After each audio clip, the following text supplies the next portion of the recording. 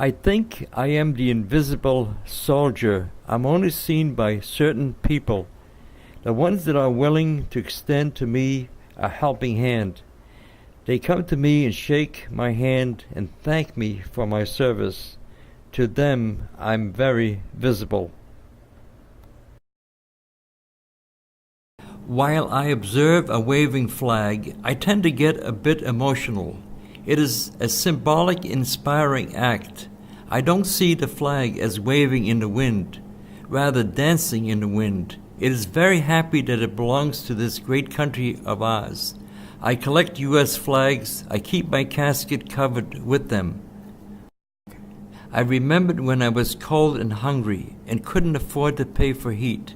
I got inside of this box and covered myself with a sleeping bag and was able to have a good night's sleep.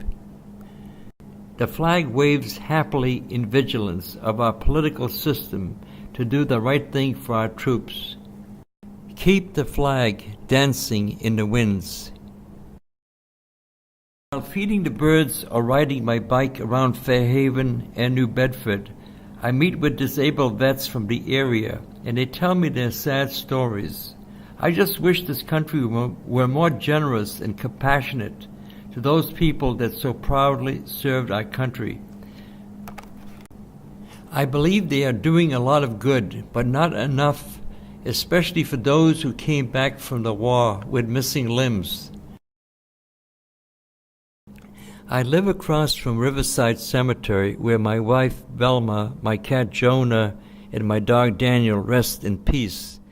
It is nice to ride my bike early in the morning and pay them a visit.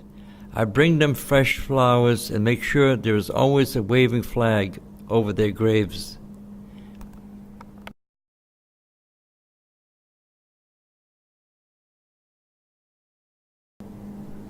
My wife died on a campground in Florida. It would cost me over $4,000 to have her body flown to Fairhaven Funeral Parlor. I had to sell my car and leave my trailer in storage for 5 years. We loved our cat and dog. On her headstone, I had their portraits engraved. It was a very sad occasion, going down there and coming back. I was never able to get back into camping. I saw the automobile she bought me, and I was able to use that money to have her buried here in Riverside Cemetery.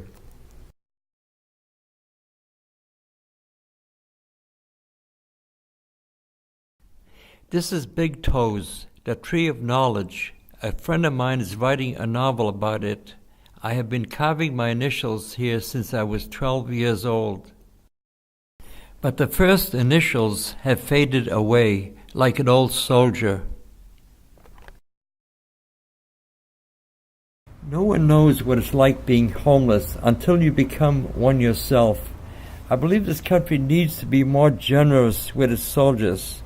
Thanks to many of my friends, I hadn't had it that difficult, but I know many soldiers that serve this country proudly, especially in times of war, that have not been as lucky as I.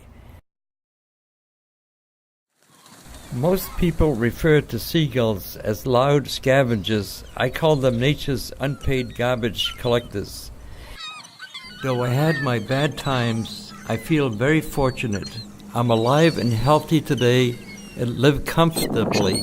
I have plenty of books to read and areas to relax in my building, though I'd rather be at Fort Phoenix, going for a swim, or feeding the birds. It keeps me sane.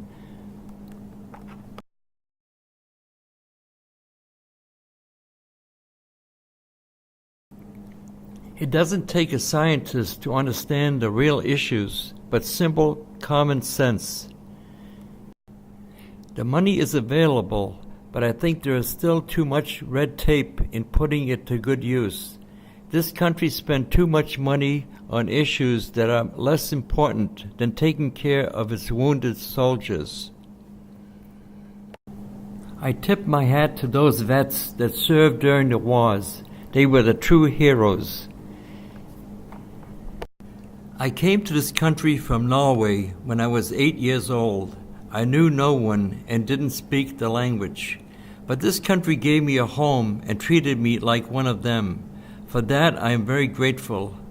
Conversely, I like the fact that I could speak freely about the inconsistencies and lack of awareness of our government towards our veterans, especially toward the wounded ones, who I believe deserve better. I have a lot of respect for anyone who served in the armed forces. They followed after John F. Kennedy's greatest speech, "Ask not what your country can do for you, ask what you can do for your country." These soldiers serve our country unconditionally and selfless, but I think personally that we should be more compassionate and ask them, "What can we do for you for serving so proudly, and be willing to give your life so the rest of us can live comfortably?" We owe them a little more than just a simple "Thank you for your service." Like General Douglas MacArthur once said in one of his speeches, "Old soldiers never die, they just fade away." Just my children and my wife. Thank my lucky stars to be living here today. 'Cause the flag still stands for freedom, and they can't take that away.